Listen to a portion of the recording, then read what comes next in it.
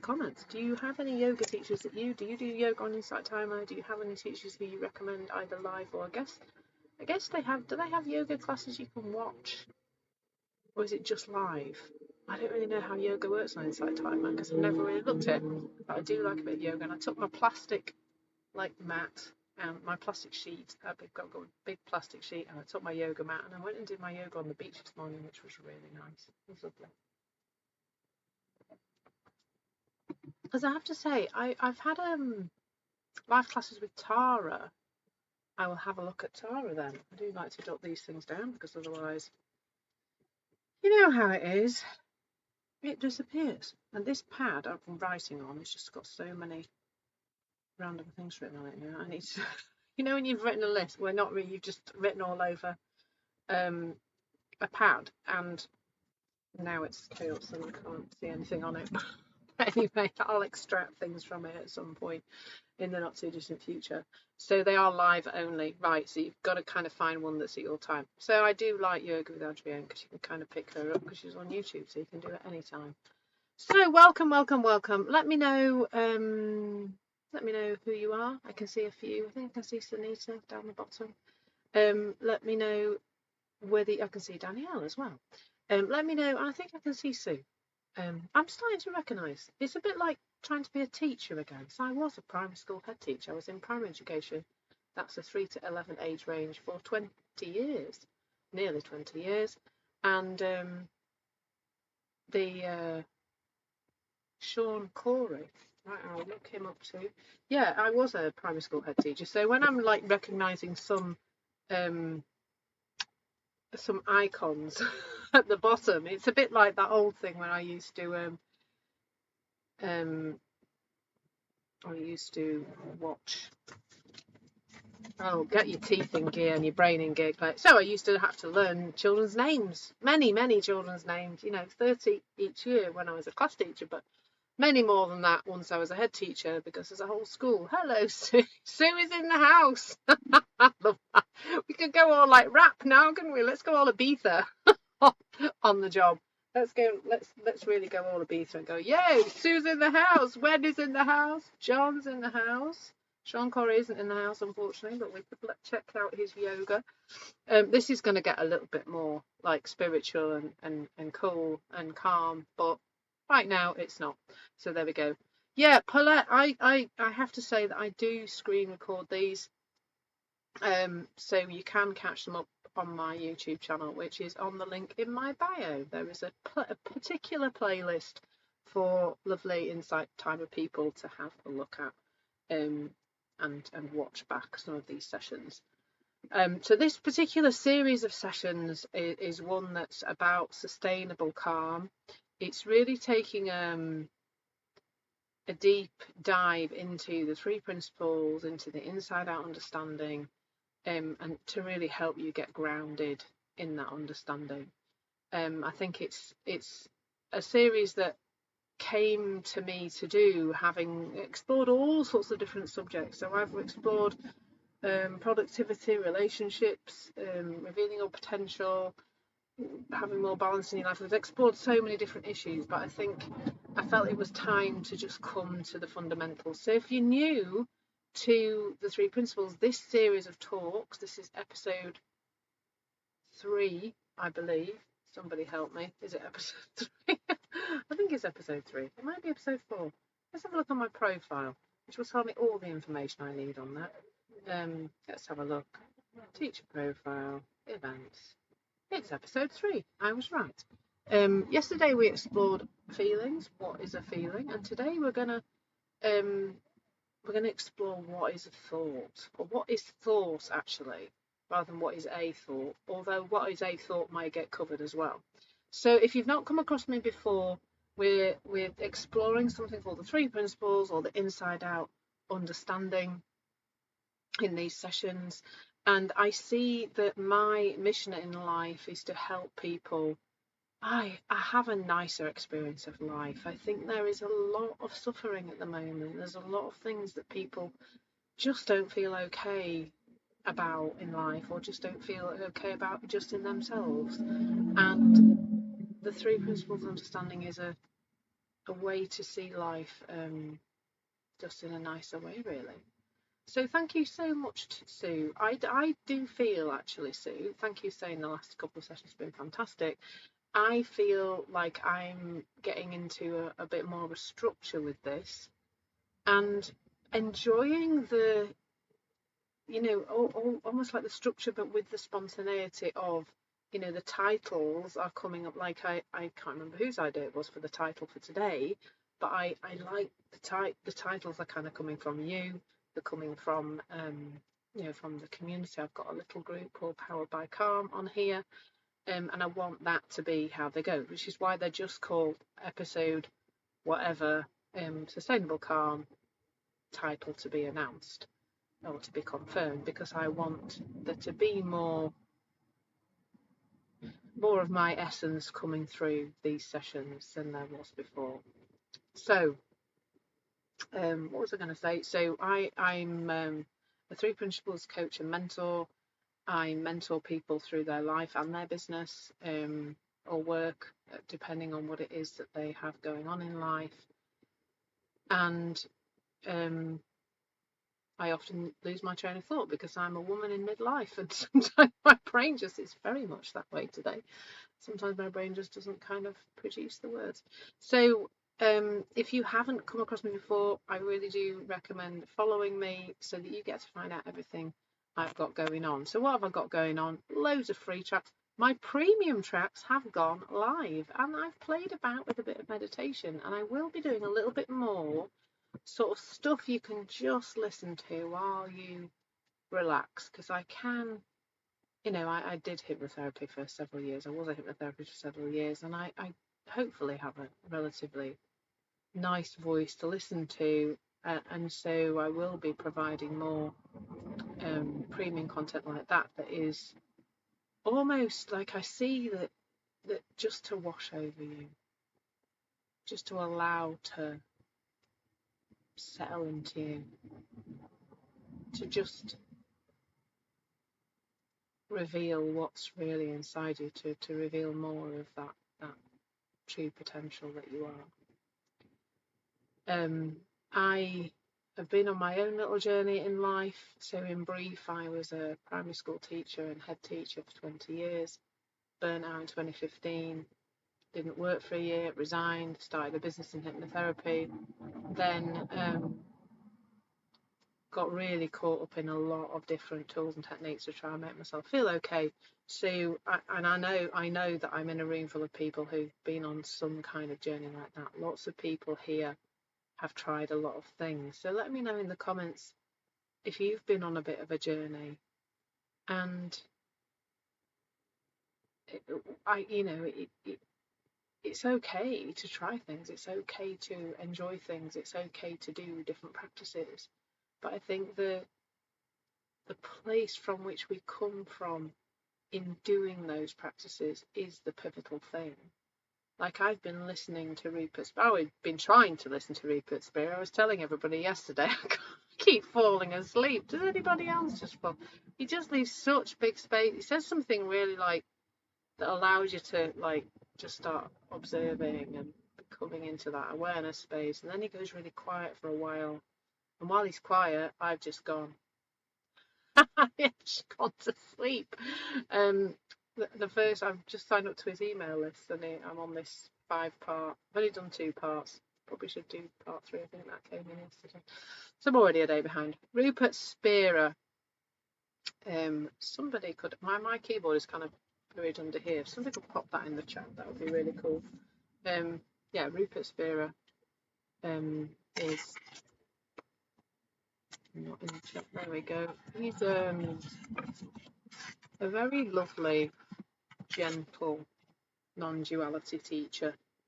And I've not read much of his stuff or watched him much, but I've picked up a bit on Instagram, and then I signed up to this little thing that he's got. It's really about the end of seeking enlightenment, and that's what we're here to do here. We're here to do as well, is to finally get off that never-ending self-development hamster wheel that, or self-help hamster wheel, really. Like, I still love to develop myself. I'm doing a quite intensive training course at the moment that involves writing 5,000 word assignments. My first one is a lot more than 5,000 words already. It's in fact a dissertation nearly. But apparently they don't care too much about the word count. Thank God for that. Because I can be quite wordy. So JG, you resigned from your high stress, high demand management job and never looked back. What do you do now, JG, then, having resigned from your big job? I mean, I didn't choose to resign, really. In the end, it was just the end. My body just went, that's it, we're done here, and you're not going back to work, and so you best just go sit in a corner first. Well, go sit and stare at the wall for a year. That's what I did initially, because I was so burnt out. And then, I couldn't go back. Just body said no, we won't be doing that, so I didn't. That was that. And like you say, JG, I haven't looked back. No regrets, really, because I'm here now chatting to you instead of what I'd be doing at 4 p.m. on a Tuesday in school. Well, I'd probably be just penning some paperwork or dealing with some issue from the day. Oh, bless you, in politics as well. Goodness gracious. Medical field as a case manager. Interesting. Right. Shall we get cracking with thought? Bless you, Sunita. You were medically retired. Yeah, I wasn't old enough to retire, so my pension's still sitting there, but I have to wait till I'm 60, whatever, 65 or something before I can have it. My teaching pension. But it'll be all right when it comes through, actually. It'll be a nice bit of cash. So, bless you all. Right, let's get cracking on this subject of what is thought. So, there's kind of two sides to this. There's kind of the psychological and the spiritual, and that's why often the three principles is called a psycho-spiritual. Oh, bless you, Sunita, you were 35. So the psycho, that's why the three principles is often called a psycho-spiritual understanding, because it deals with both the psychology of the human being and the spiritual side of us. And thought is in fact one of the three principles, the other two being consciousness and mind, or universal mind, universal intelligence. So thought being one of the principles is obviously quite key, really, in how our human experience is created. It's huge, really, in how our human experience is created. So let's talk first of all about the psychology, because I think that can give us a real grounding in seeing thought in a different way, because really probably most of the things you've tried in terms of self-help are encouraging you to try and change your thoughts, feelings and behaviours. They're very deliberate. They're very kind of, right, how can I stop my thinking? How can I have different thinking? How can I have better feelings? How can my behaviour be better? They're all about judgmental awareness of ourselves. And here we're looking to change our relationship with our thoughts and feelings and behaviour, because it is in changing our relationship with them that a whole different kind of perspective comes about, and a whole different experience of ourselves and the world out there comes about. So let's talk about thinking as a concept, really, as a concept of something that human beings just do, because we do just do it. We do just do thinking.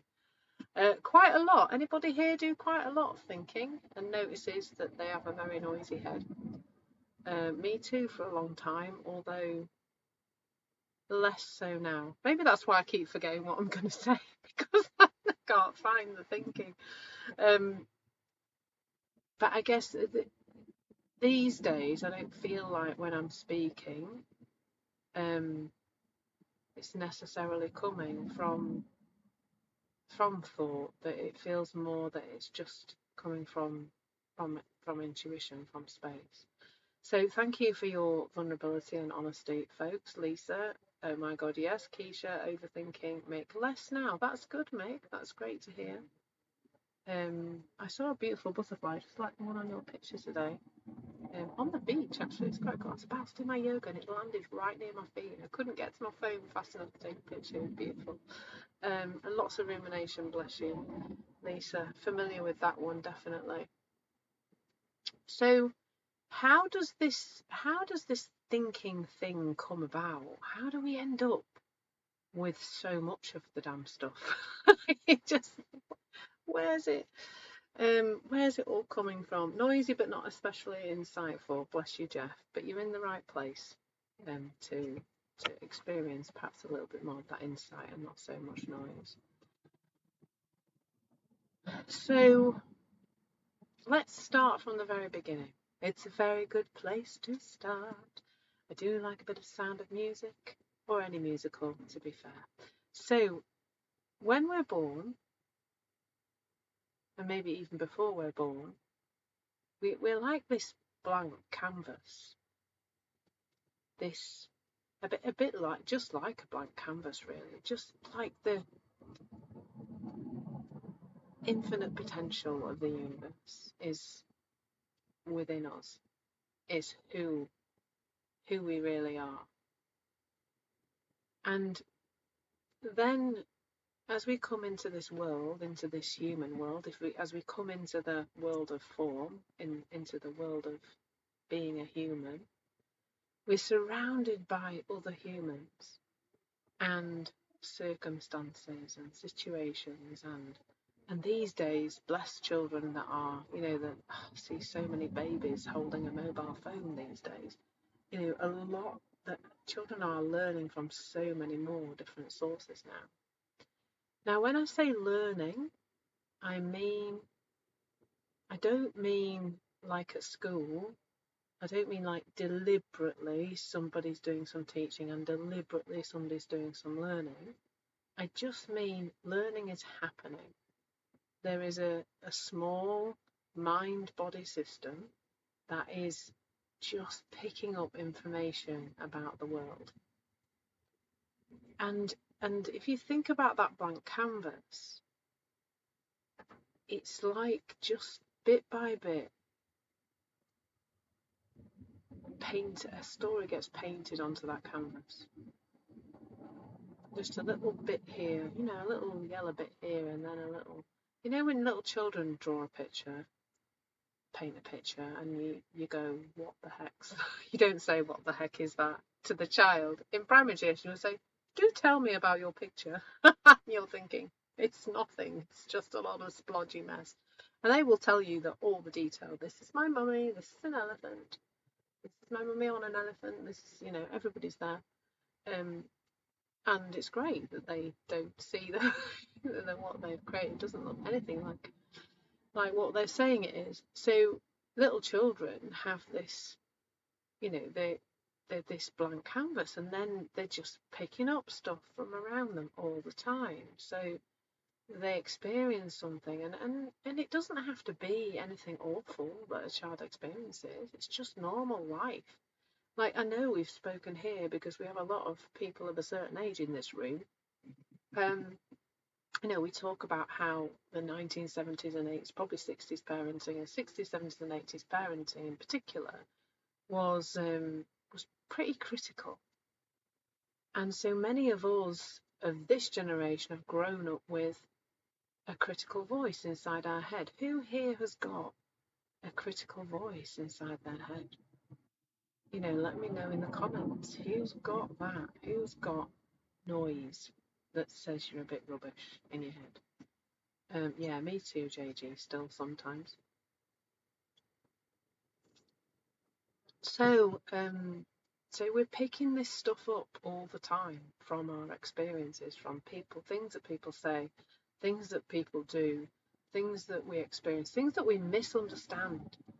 And that's really key when we are, many people many children, little children, are being exposed to screens with just utter nonsense on them, that we have to realise that this will have implications for how these young people think as they get older. We can't break our children, but it definitely is going to be interesting to see how that pans out. But yeah, we've many of us in this room have experienced a lot of criticism, so we've grown up with need to be perfect, critical voice, imposter syndrome, those kind of things. And those are the kinds of things that women in particular come and speak to me about, because it can really, really hold us back in life when that voice is believed. And really, I'll just mention that now, I'll probably mention it again, but that's all that is. It's a thought believed, and it has implications for how we show up in life, what we think we're capable of doing, how we connect to other human beings, etc. So there's all this thinking, there's all this learning going on, and so gradually over time, and it's happening. So you have to remember that this is, as I say, this is not like here's a mathematical formula to learn, and you're very consciously incompetent, don't know how to do the mathematical formula, and then you go through conscious competence, and then you go through these phases of learning in this kind of unseen learning. You don't go through any of that. Nobody knows that the learning's going on. Most people don't know that their behaviour is having implications for their children, and most children don't have any idea that learning is happening. And it's been really interesting for me because my children are 24, nearly 24 and nearly 22, and I don't know, I just say they're 23 and 21, but anyway, they're 23 and 21. And I didn't have a massive awareness of this when I was younger, when my children were younger. However, as my awareness of this has grown, and I've been partly responsible for raising Bruce's little boy, who's now 11, I've had a much more awareness of the implications of a child who's being raised most of the time by somebody else, and I can see that the implications of being parented by somebody who is a particular way. I can see the learning that's happened. Now, luckily for Ethan, we've been teaching him this understanding, and so as he's been learning things that are not very positive about himself and the world and how it works, we've been able to kind of teach him, well, it's not true, that, Ethan, that's just something you've picked up from the people you've been around. And I think that's been helpful for him. So all that's happening, and that's just like the paintbrush being held by some random, I don't know, stranger. Somebody's just blobbing things on this. And so we're ending up with this hodgepodge of colour and different layers of paint over the top of other layers of paint. And so then this canvas that was all blank and clean is now covered in thinking, and that's all happening so slowly and so subtly and so quietly, really, that we don't know it's happening. And so as we grow up, that voice inside our head, that thinking, looks like it's us. Who here thinks that's who they are, or has thought in the past that's who they are? Hello, Eleanor, lovely to see you. Who here, you can click the heart, you can put something in the comments. Who here thought that was just that was just right, that was the voice in our heads? Who here thought that or thinks that still? I used to, if I think about my thinking, hello Jennifer, lovely to see you. If I think about my thinking in the sense of how I related to it prior to this understanding, or prior to developing some kind of awareness that there was this thing called thinking, I would say that I saw it like So this afternoon I've been making a chickpea curry. Very nice recipe, actually. Highly recommend it. It's really simple as well. I love a simple recipe that's nutritionally good. The simpler the better, the simpler the better. So I've made this chickpea curry, and I've had to follow a recipe, instructions on a recipe. And I used to think that, like you've got the list of ingredients, and then you've just got do this number one, this is number two. So number one was put the oil in the pan. Number two, onions, chopped onions in there, garlic, ginger, like. Then add the chopped tomatoes and add a stock cube and blah blah blah. And I've just gone down the instructions on how to make the chickpea curry. I used to think that's what was in my head. Instructions on how to do life. Do this, now do this, now tell that person they're wrong, now have a rant about this, now eat this, now do that. Now, I used to think that was just pure instruction, and that was me. That there was a delivery of instructions going on, and that was who I was. And I had no concept of questioning it. And I think the first time I really started to look at this, even before the three principles, was around food. So I've had a lifelong, no, not lifelong, but I've had a long and difficult relationship with food and with my own body over many, many years. I think I first became aware or thought I was overweight when I was about 9, which back in the 70s, that was just in the 80s, was not really like, for a 9-year-old to already be thinking she's overweight. I don't really know where that came from. I don't need to know, but there was definitely a sense of that, and then that progressed into obsessive exercising to the point of being very, very thin in my mid to late teens, and exercising. I used to sit on the exercise bike for hours at a time and watch very carefully what I ate, etc. And then in my I think I joined my first slimming club when I was about 17, and I think I did over 20 years in and out of slimming clubs. I had bulimia in my early 20s. So I've had a real and all of that just following the instruction. You have to do that, you have to do that. And then I think I just at some point realised the slimming clubs weren't working.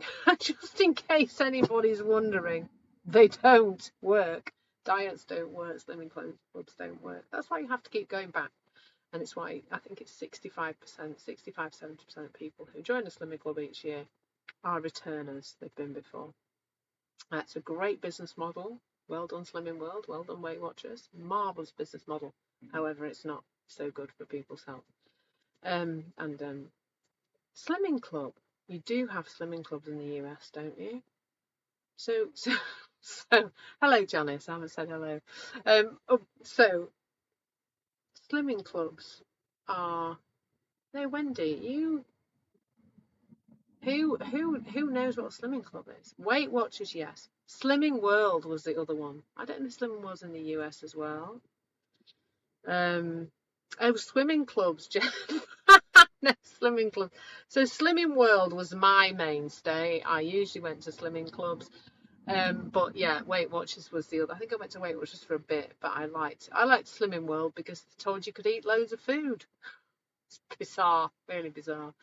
So yeah, I think all of us, JG, have picked up. Many of us at this age have picked up some kind of noise around food, and I think that was the first area where I started to go, oh, there's a voice in my head saying eat this or do this or whatever. I don't have to do that. I really started to see that I didn't have to do what that voice in my head said. So I think we can see insightfully and over time can start to sort of take some of our thinking with a pinch of salt even before we come across this understanding. So you might have already noticed that it seems that there are some thoughts that you just think, you just don't take them seriously anymore. You're just already gone. No, that's rubbish. I don't have to do that like that. You don't listen to them anymore. However, many of us, and me much of the time still, or some of the time still, are still listening to that voice in our head as if it is the truth, as if it is fact, as if it is telling us what we should be doing and who we are and what we are and how to fix ourselves. And it's very persuasive, isn't it? So, oh, bless you, Verne. You two have been through those. Yeah, similar age to me. Yeah, definitely. Late teens it was for me, and early 20s. Yeah, and I think even I mean, goodness knows the poor girls today. Although I do think there's been a shift in terms of what is acceptable in terms of a body shape, and I think that is because the body shapes have changed so much. It was less common in the 70s for a child to be overweight. It's very common now. So of course those ways that people see um, see bodies has changed, but I still think there's so much more pressure on young girls now because there's so many more places to compare ourselves, isn't there, to what there was. We had magazines, we had films, we had pop stars, maybe, models in magazines, that kind of thing, things on telly, but we didn't have social media.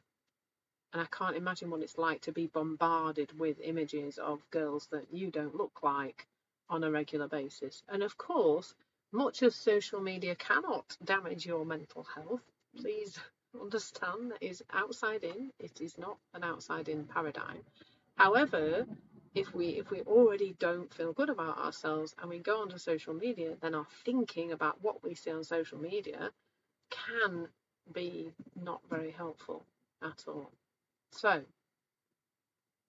So we've only really got to the stage where what we're saying is that thought is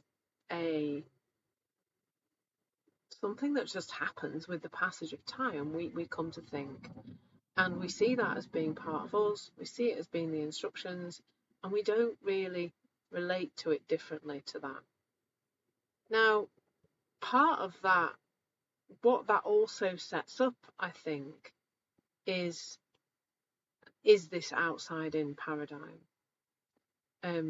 How we see the world, how we connect to the world, is through our thinking. Our thinking creates our reality. So let's talk a bit about that. So beliefs, thinking, it doesn't really matter which we're talking about. I think a belief is just a thought that's been there a long time.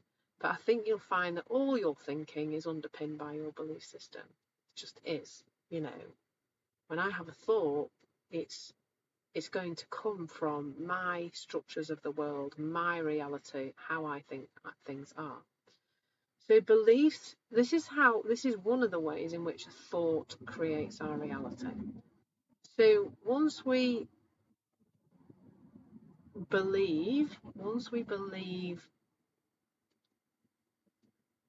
a thought to be true,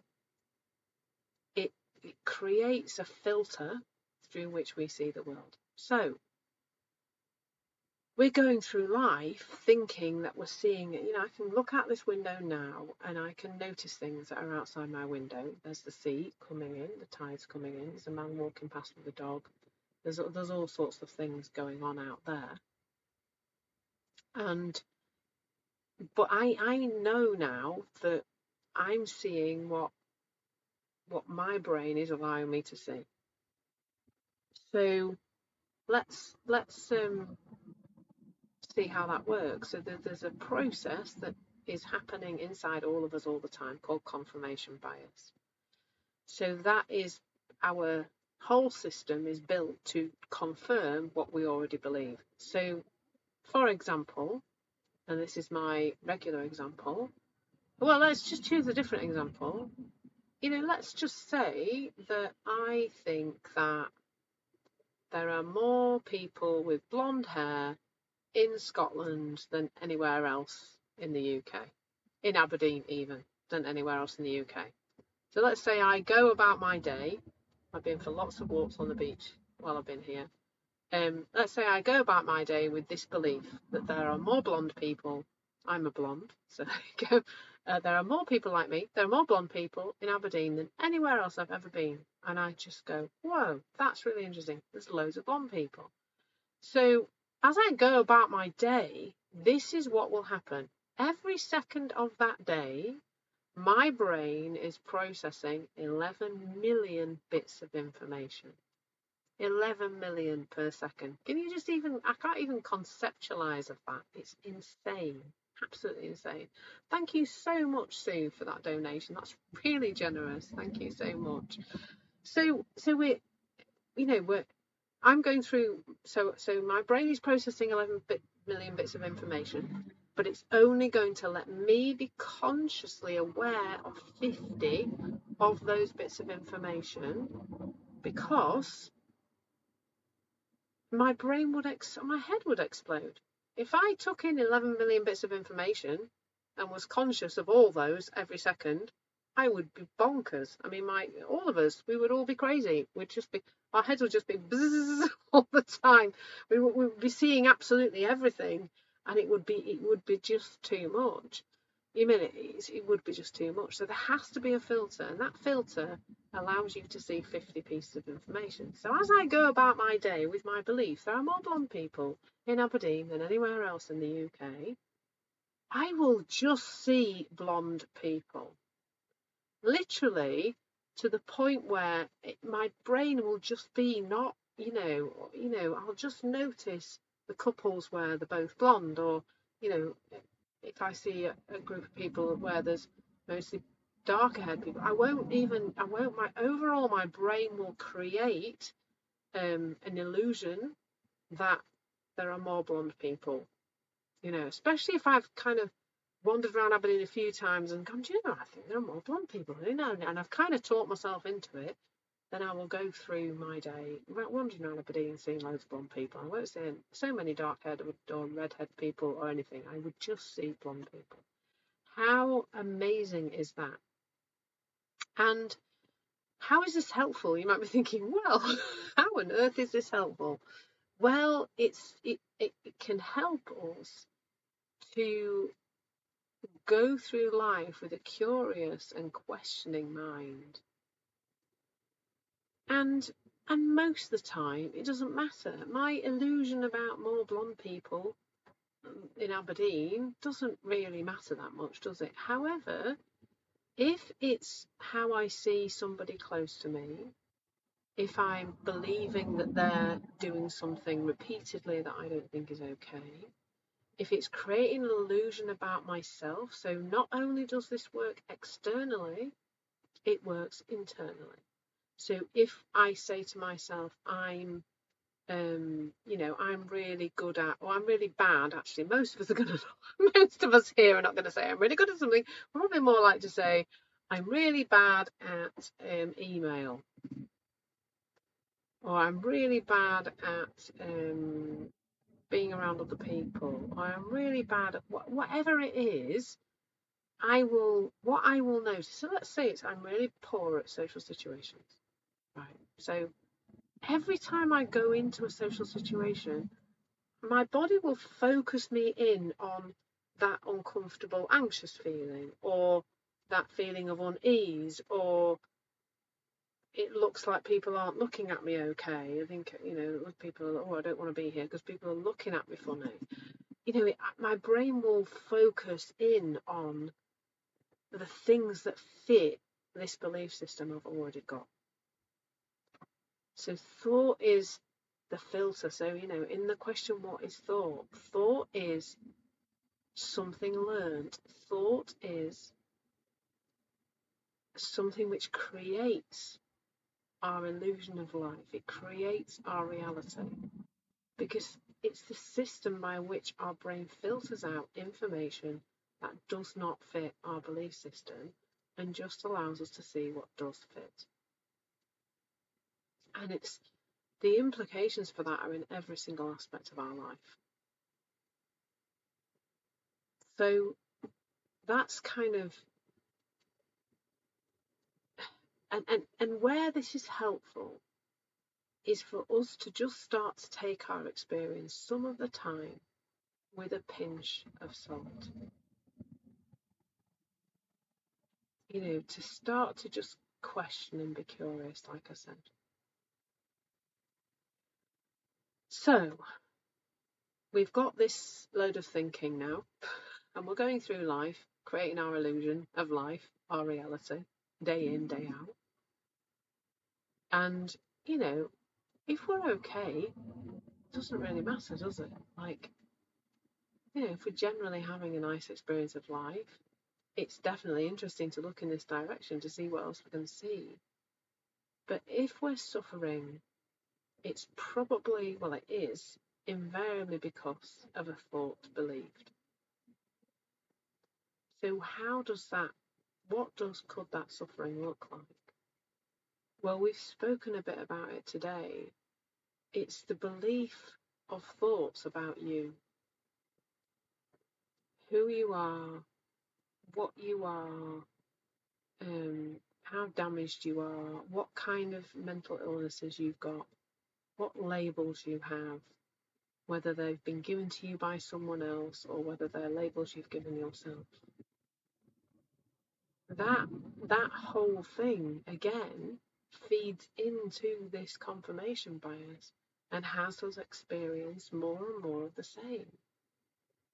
So if I think I'm anxious, that's my label, that's who I think I am, then even the slightest experience of butterflies in my stomach or sweaty palms or whatever it is, I will see that as a problem. I'll start to notice it more. I'll start to think, oh no, off I go again. I'm having another panic attack or whatever I think's happening. And that will feed into that and make it worse. Every time it will make it worse. So, and that, that's where it relates to, helpfully, where it relates to our feelings. We're going to feel that in our body. So here's something else about relating to thought differently. This is what we're about here. We're about seeing thought as a different, as not something to just be believed all the time. So if you think about the worst thoughts that you have about yourself, they're going to be those ones that that are critical, that are those, imposter syndrome thoughts, whatever we might call the critical inner voice, we might call it. And let's just see if we can relate to those differently, because really, those thoughts are the remnants of some person, possibly a parent, possibly a teacher, possibly a bully in the playground, who wasn't nice to you in the past. So maybe we don't want to take those thoughts so seriously, because first of all, they were from somebody who was no doubt in a poor state of mind. And second of all, they're from the past. They've got nothing to do with your capabilities right now. And that is one thing to know about thought. Your thinking has no idea what you're capable of. And I know you've seen that some of the time, where you've had a thought that said, you can't do that, you're going to look stupid, how very dare you, who do you think you are? And you've done the thing anyway. Who's experienced that? I bet you all have at some point. I bet you all have experienced that at some point, where you've gone ahead and done the thing that your thinking said you can't. So I as I said, I didn't really have an awareness of this when my kids were little, but we've had a really direct experience of this with Bruce's little boy. He his mum was kind of, whether it was before lockdown, anyway, a few years ago, his mum was really struggling with his behaviour, and there was we were getting a lot of angry messages from her.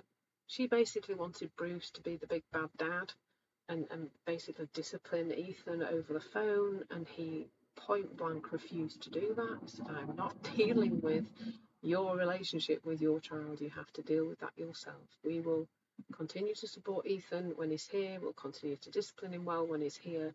But we will not be doing your disciplining for you. First of all, that's not Bruce's role to be the big bad dad, but also it's undermining her over and over again. So we refused. But we did get a lot of very angry messages from her for a period of time where she was just telling us about the things he was doing, very much blown out of all proportion, and telling us just horrible things she would say about him. She would say he was out of order and blah blah, and one time the message ended with, he's out of control. He was about 7 at this point, and you've not met a less out of control child in your life. He's just such a nice kid. We never saw these behaviours when he was with us at all, ever. Anyway, so we were just like, oh god, that's awful, but we didn't even think that she'd said it to him. But we didn't even think that. We just thought this was her privately ranting at us about him, and goodness only knows what things she was saying to him at this time, because a few weeks later Ethan came to our house, and we were just catching up with him and saying, how's your week been, what's been going on? I've been in bother. And we said, oh, what's the matter, what have you been doing? He said, well, I was playing with my friend and I got distracted, and we were really having a nice time, and I just went to her house and I didn't tell Mum where I was. And we said, oh, what do you think happened there? We're going to kind of encourage him to consider what he'd done and bring some more awareness to it so that he didn't do it again, and blah blah blah. And he just said, well, it's just because I'm out of control. And so that she'd messaged to us, she must have already said it. She must have said it to him too, and I suspect she'd said it more than once, because he was speaking it as if it was his truth. Like, literally, I'm out of control. Like he had developed that belief about himself. Now, can you imagine a child growing up with the belief, I'm out of control? Imagine the result of that. Like, it's a self-fulfilling prophecy thing, isn't it, that? So this is what it's got a happy ending, the story, EJ. This is what we said to him. We said to him, that's not true about you. We know that Mummy said that to you when she was upset and angry with you. And when people are upset and angry, they say things that are not true. And also, other people's things that they say about you or to you are nothing to do with you. That's your mum's thinking. And all that's happened is, Ethan, you've believed your mum's thinking. And we were very careful in terms of saying all adults get upset sometimes, all people get upset sometimes, and when people are upset, they do say things they don't mean, and they say things that are not true about you. And we hope that we counteracted that for him there and then, really, by nipping it in the bud. But it was amazing to see how quickly that had gone from, coming out of his mum's mouth to coming out of his mouth. And well, I mean, we don't know the timescale because we don't know how long she'd been saying that to him, because we're not in the house. But we hope that we kind of unpeeled that layer of the onion before it was fully kind of concreted, but fully kind of absorbed into Ethan's understanding or way he saw himself. Thank you, EJ. Yeah, JG, that is a lovely question. Is this really true? It's one of my favourite questions. I see that in Byron Katie's work. It's often the question that she asks. But those questions are helpful. But what we can see about thought is that it manifests in our bodies as emotion, as an emotional energy, sensation, whatever you want to call it. And that that emotional sensation is kind of giving you a clue as to the validity of thought. If your thinking's untrue, like JG says, it's going to feel terrible in your body. And so what I've seen happen, what I can see happening with me, with my clients, is just a gentle beginning to just look at that thinking in a completely different way. So, I know now that sometimes there's a voice in my head. I've been in a really low mood for the last couple of days. I haven't been really conscious of the thinking, but I've been very aware that I've not been in a good place to make decisions. I've been aware of some negative thoughts about my life and perhaps about my relationships, and just been noticing those thoughts and knowing that, because I'm in a low mood, those thoughts are just not trustworthy. And I feel like I've come out the other side a little bit today, and I feel a lot better, and I feel like just a lot happier about my life and my relationships now. Nothing's changed whatsoever. It's just the thinking's moved on, because it does that all on its own. So if we can just start to take that a little bit more with a pinch of salt. And I jokingly say, my inner critic, I called her Niggly Nelly. I know we've got some other fun names for inner critics in this room, but I called mine Niggly Nelly, and I liken her to a character from Benidorm. Anybody who's watched Benidorm, it's a UK sitcom about Benidorm, the Spanish resort, which is basically like a super tacky place in Spain, on the east coast of Spain, which is just awful. Some beautiful parts in Benidorm and around Benidorm, but the place itself is just a high-rise, massive, resorty place, and it's a sitcom, a comedy show about a group of people on holiday in this resort, and there's this one woman, this elderly woman, who is just horrible. She's just so rude to everybody. She's always got a fag like stuck to her mouth, a cigarette stuck to her mouth, and she's on a little scooter thing, mobility scooter, and she's always like really, really tanned, but she's just not nice. She's got a foul mouth, and I always imagine my Niggly Nelly being like her, and I now say, yeah, she's still sat in the corner, sometimes having a little chunter away. She's the voice of all the past people. She's the voice of the critical parent. She's the voice of, critical schooling, perhaps, or whatever else. But she's just now sat in the corner. She's still sometimes just going, just, at me, and spouting rubbish sometimes. But I just go, oh, have a gin and tonic and shut up. I just don't take her so seriously anymore, because I'm just seeing more and more that that's not me. I'm not that voice isn't my voice. That voice isn't telling me the truth. Like JG says, is it really true? Is that really true? And more I can see that it isn't.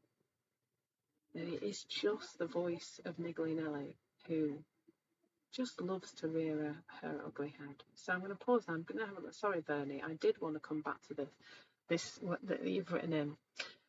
Bless you, we're having a headache and tummy pain. Oh, bless you, you're prone to migraines and tummy trickiness. And so you just lay down, and yeah, noticing those thoughts that say, oh, here we go again, I'm going to be, and you're resting with a heating pad and you're settling, and just now you're releasing attachment with the thought of another migraine and what ensues. So you've learned to have a headache and attach to it with taking, to have a headache and attach to it with taking you into more thought Absolutely. Um, Absolutely love that. I love that we can see how even with a physical thing, thought comes in with the story, and that's what we're talking about here. So I love that. I hope you're beginning to feel a little bit better, Vernie. I love that. We can wrap a story about anything. Anything that's happened to us a certain way before, anything that we've experienced before, we can just go straight into the story. I remember a thing a bit like that. I was out for a walk and I suffered with plantar fasciitis for a while. I don't know if anybody's come across that, but it's where you get this excruciating pain in your heel when you walk, um, and or run. And I think it was caused for me by too much high impact. Excuse me, I did one of Gillian Michaels' series of workouts for too long, and I just there was a lot of hefty, high impact stuff, and I it started, and then I went through tried all sorts of things to get rid of it, and then I remember once going for a walk when it had kind of started to get a bit better, and I noticed the pain starting in my heel, and then it used to come, then it went up to my knee, and then it went up to my hip, and I was just, oh God, we're going to go for a long walk. It's a lovely day, and oh, there's a path here where we could go home. Maybe we'll have to go home. Maybe I won't be able to do the walk. And I noticed myself going into the story. The poor Claire has got another physical thing wrong with her. She's getting old, like yada yada yada story. And I just noticed the story, and I just took a breath, and I just started to notice one foot is going in front of the other, and all I've got now is the present moment, because of course thought takes us hook, line and sinker away from the present moment, because it's always to do with the past, it's always to do with the future, or to do with the past or the future. And I just started to notice that I was putting one foot in front of the other, and I was walking, and that was all I needed to deal with right now. And what I noticed after a little while was that I held Bruce's hand, I looked at the scenery, I really just did things that in that moment made sense for me to do in terms of falling back into the present moment. It's suddenly really cold. Luckily I have a blanket. And after a little while I just noticed that it was gone. The pain was gone. Because without the story, thought is creating everything. So without the story, we can move away from those discomforts. Same with sleep. I can really notice for me that if I'm awake not so much now, but in the past, I'm awake in the night. I shouldn't be awake in the night. Oh, it's awful. I'm not going to be able to get up in the morning. I had sleep anxiety for quite a while when I was burning out. And I can just I can notice now. No story. You're lying in bed. You're safe in bed. You're warm in bed. Got Bruce snuggled next to you. You can read your book, and that's it. You don't need the story. So, Janice, you often send love to your body. All the cells in your body love your feet. Love my feet, yeah. All the cells in my feet love my feet, etc. It's so awesome to allow loving, kind thoughts. That's lovely, Janice. Really like that. Loving and loving and yeah, the word thoughts isn't coming out there, is it, Janice? You got there in the end. Yeah, I noticed that a little bit, because I can sometimes be a bit negative about my body and its inability to process the 2 stone that I'm carrying that I wish I wasn't carrying, and get rid of it. And then I kind of do notice, oh, hello, let's just think about my body in a different way. Um, and reaffirm that my body's working perfectly. And right now, this couple of stone is supposed to be there. And when it's ready to go, it'll go. And then trust my intuition to guide me to what to eat. So, how far have we got with what is thought? So, I'm hoping, let me know, is it helping your relationship with that chitty chatter in your head to see it in a different way, to see that it's just, even if it's thoughts about the future, it's coming from the past. It's just the past. It's just what we've learned. It's just the narrative, it's just our stories, it's just the place where we wrongify things and shouldigify things. I love making up words, by the way, and all of that. Can we, are you able to begin to see that? So the next thing I want to talk about is the the idea that we can change thoughts, like the misunderstandings around changing thought, swapping, having better thoughts. So some of us, I'm sure, have spent some time in the positive thinking, positive psychology movement. I was really into. There's one guy, Andy Cope is called, and he's the only professor he's actually a PhD in positive psychology, and at the point at which I used to read his book, he was the only PhD in positive psychology in the whole of the UK, so he's a pretty prestigious guy, and I really liked his book. His book was all about swap your negative thoughts for a positive thought and blah blah blah, but that does not sit with the nature of thought. So here's something else about what thought is. Thought is transient.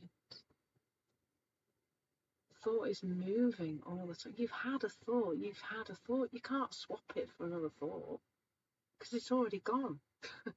Now, what tends to happen is thought is passing through like clouds moving across the sky. We have some clouds today in Aberdeen, and they're moving across the sky. And the thoughts are moving through. And when we say we're going to swap, let's have a more positive thought, all we're doing really is pulling that negative thought, we have to call them negative, we would pull that negative thought back into our awareness and then try and cover it over with a positive thought. It's already gone. It was already leaving the building. And then we've pulled it back into our awareness, seen it as wrong, and then tried to do something about it. It is, yeah, absolutely, Vernie. Yes, no need to should on other or should on self. Definitely, I used to excessively use the word should. Choice of words. Thought is moving. It's transient. It's energy. Yes, it's so easy to forget that. And so the whole concept that we would try and change thinking is just bizarre, really. Now I see it as bizarre, despite having tried to do it for a really, really long time. I spent a lot of time trying to have better thinking. But what if we don't take that thinking personally? Remember that your thinking is the remnants of the past. It isn't actually personal. It isn't anything to do with you. And so we can start then when we see this randomness of it, this transient nature of it. We're seeing it that it's part of the past, that we can just kind of let them go more easily. And I don't want you to hear that as a doing. What I'm saying is that as you see this more, it will make more and more sense just to let it go past and not to feel the need to do anything about it. Because really the attempts to do something about it just entrenches more into that particular train of thought, and we end up just with more noise up here. Like we most of us in here have got enough noise in our heads. We don't need any more. But if we're going into the thinking, trying to get different thinking and better thinking and all that noise, we're just creating more noise, a lot more noise. And we don't need more noise, because there's something deeply wonderful to see about us when we see that we're not our thinking. Because you may be thinking, well, if I'm not my thinking, what am I? Well, your energy taking form in a human mind-body system. Thought is energy. Your energy, it's all one thing, really. But they're not seeing thought as personal. So, what is thought? Not personal. It's not personal. It's transient. It's fluid. It's connected to emotional sensations in your body. It's energy. But the other thing that to know about about thought is that it's the bridge between the formless and the form. You know, I've already said it's a filter, and it is the filter between the formless and the form. So if you know, the energy of life is happening, and the thoughts that you are, the thoughts that you're aware of, the thoughts that are coming alive within you are creating your perspective on all of that.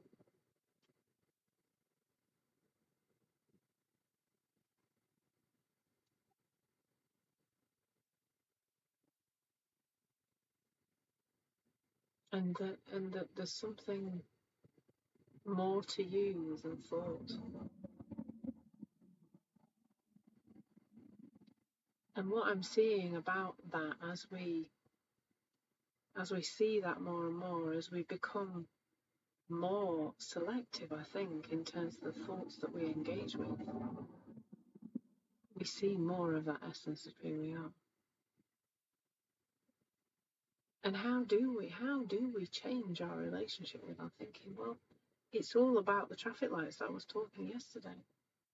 You know, helpful thinking, kind thinking, loving thinking, peace, love, wisdom. That comes through with a green feeling, a feeling of calm, a feeling of peace. You know, a feeling of okayness. That's what comes with that, with those thoughts that are, you know, the new thoughts, the intuition.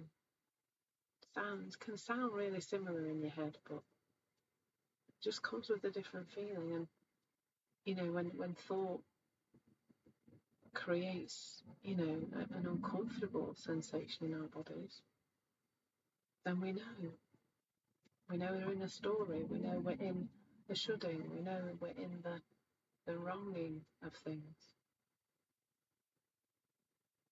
We know we know we're just looking in the wrong direction. I don't know what we wanted. Disappeared that sentence. So thought on that spiritual level is energy.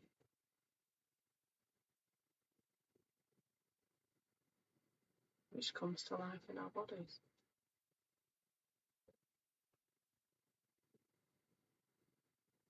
You know, that the amber is the gold for me in terms of seeing the value of our thinking, because once we're at red, you know, Bruce and I had a bit of a to-do last night. We both got a bit red, and it wasn't though it was too late by then.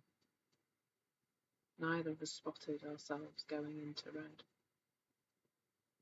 We're okay, but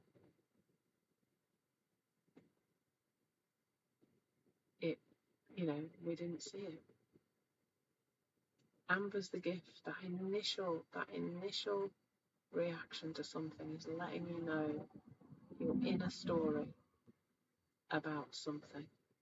For me, often other people's behaviours. Perhaps for you, it's circumstances or other people's behaviours, or a bit of both. For me, mostly it's other people.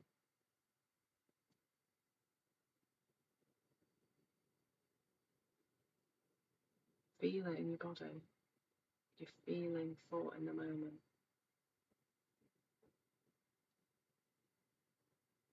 Just in the moment, though. It's not a sign there's anything wrong with you. It's not a sign there's anything in a long-term way wrong with the world. It's just a sign that in that moment you are caught up in some not very helpful thinking. And that's okay. That's part of being human.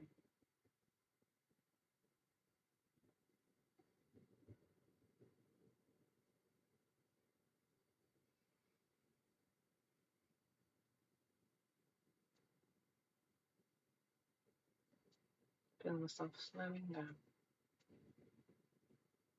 just noticing how fast I've been talking and how I've been sharing, and now just noticing this calmer feeling, because there's just less thought, isn't there, when we're like that? And that can, that for me right now can feel like running out of things to say. But maybe I don't have to say anything. Maybe I can hand it over to you and see what you've got to say, and see what you've heard in this time we've had together.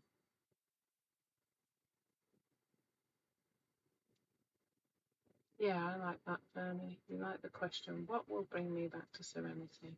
Just be quiet. Be here in the quiet.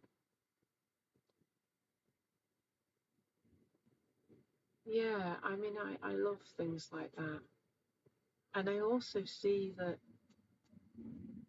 is a natural process that's going to happen anyway. In the noticing of an uncomfortable emotional sensation in the body, there's then a decision to move away from a particular train of thought. And it's like, what's that game that they play on the ice where they've got to keep pushing the puck and then they've got to get it to somewhere, and they go side to side, and it's like nudging it side to side. Oh, what's that flipping game called? Who knows? Curling. Thanks, Maggie. Curling. It's like curling. It's navigating life. You're just nudging. You're just, oh, hang on, uncomfortable feeling. Oh, thinking's not helpful now. Take a pause. Move forward. Give it a nudge. Like it is like that. We're all going to go watch curling on YouTube now, aren't we? Just to check that metaphor works. I feel like it does. I feel like it's like that. It's like we're just nudging, we're just noticing, we're just using the emotion, the sensation in the body to navigate moment by moment.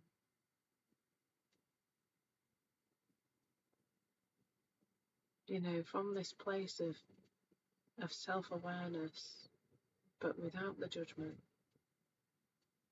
And maybe that's a good place to just head now, as I say, without the judgment, is that this whole thing of trying to change your thinking tends to lead to judgment.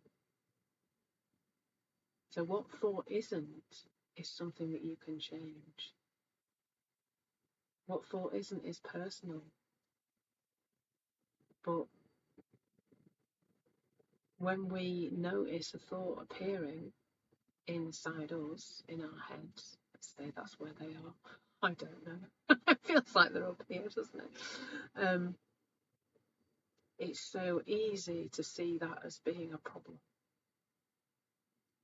But even if you, I know lots of you here, of course you meditate. Even if you just lie still for 5 minutes and watch the utter nonsense that goes across your head. Have you noticed? Even if you just lie, even if you just sit for a few minutes, like, you can just do it now. Like, just notice. There'll be a narrative about what I'm saying. There'll be some voices about how you need to put the tea on. There'll be some things about, oh, you shouldn't really be sitting here listening to Claire, you've got jobs to do, or, there'll just be an ongoing narrative, yada, yada, yada, yada, yada. We don't ever question it, do we? It's random. It's all so random. I talk about in my Constant Calm coaching program the randomness of thought. So what is to control?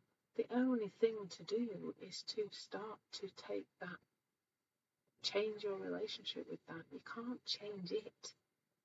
But as you see the nature of it, as you see the emotions that come with it, as you see all of that, it just will make less and less sense to carry on.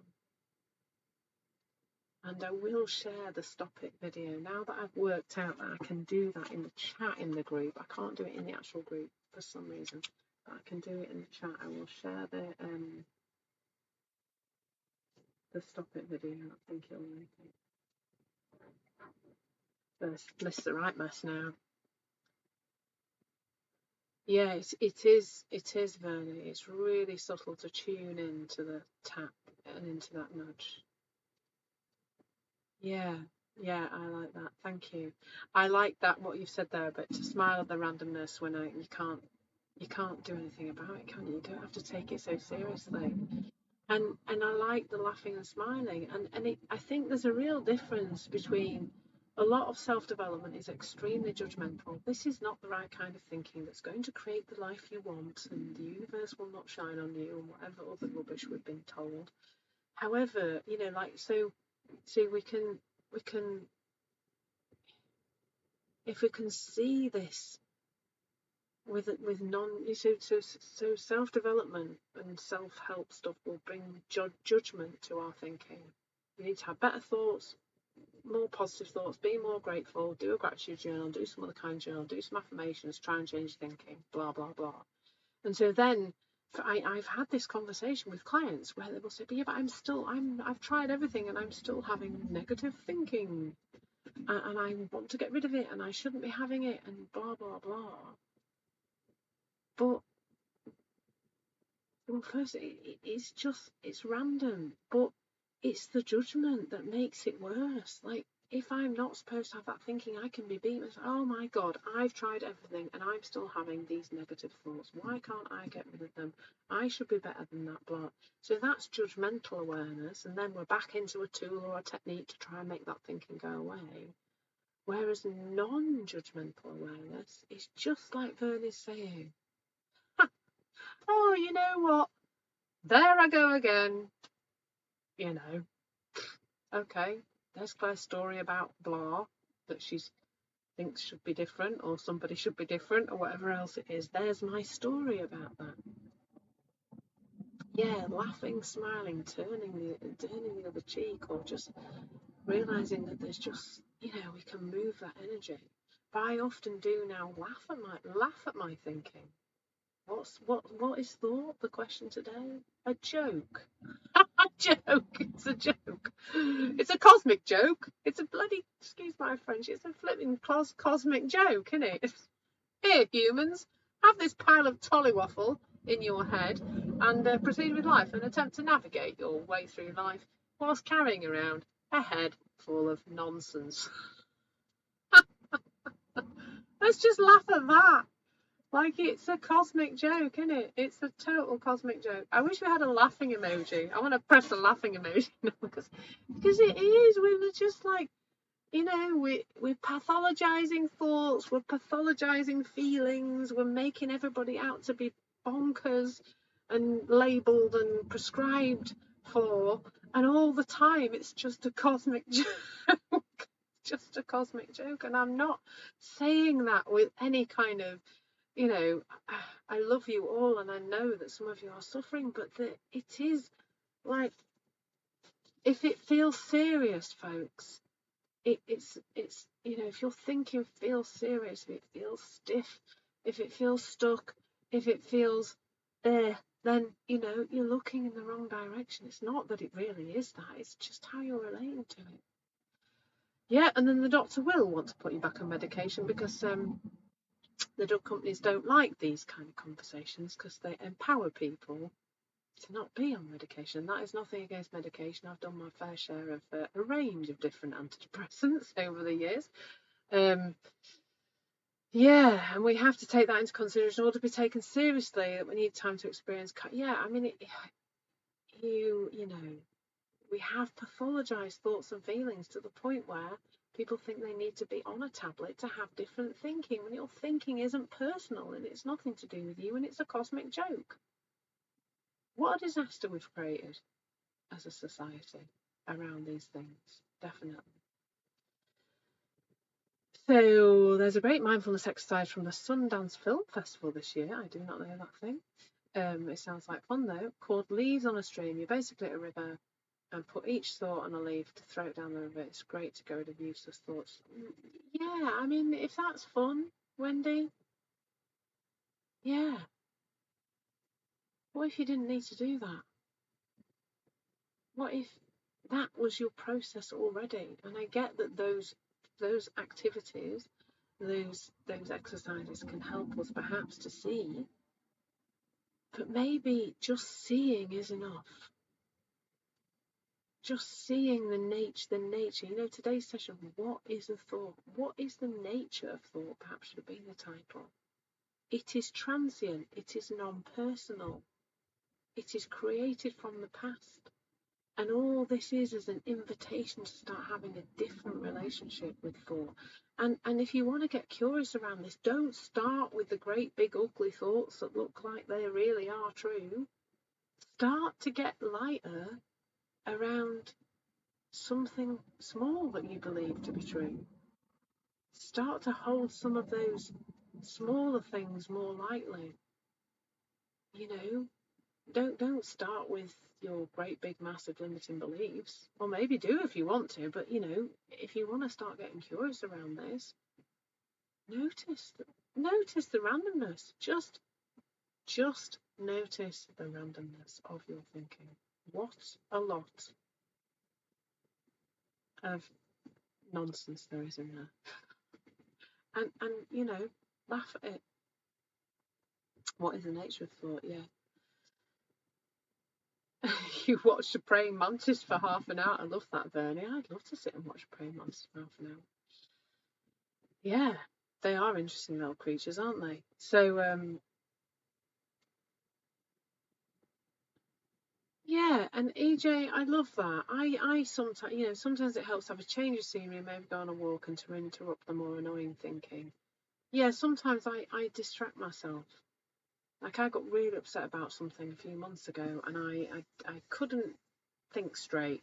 You know, I was so wound up about this thing, and I found myself inclined, like the wisdom, what felt like it came from my calm space. Like there was all this noise up here, but what came from down here was just do a mindless admin task.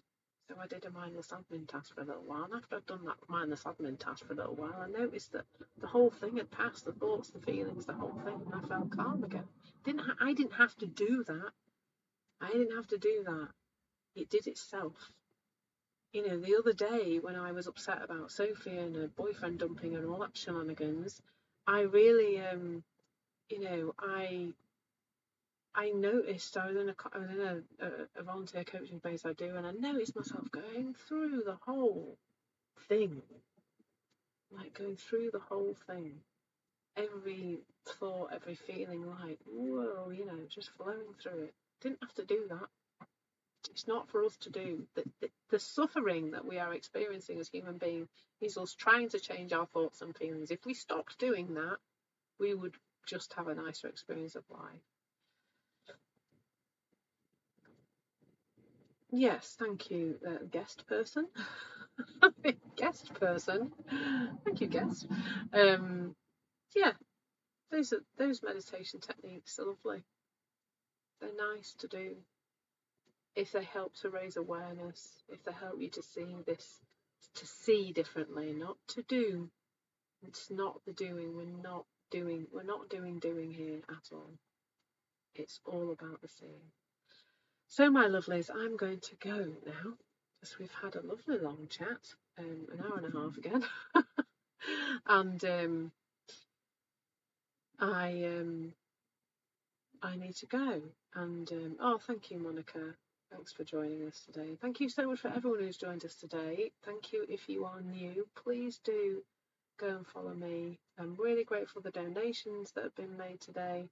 Really grateful for everything that you've shared in the chat. It's been lovely as always.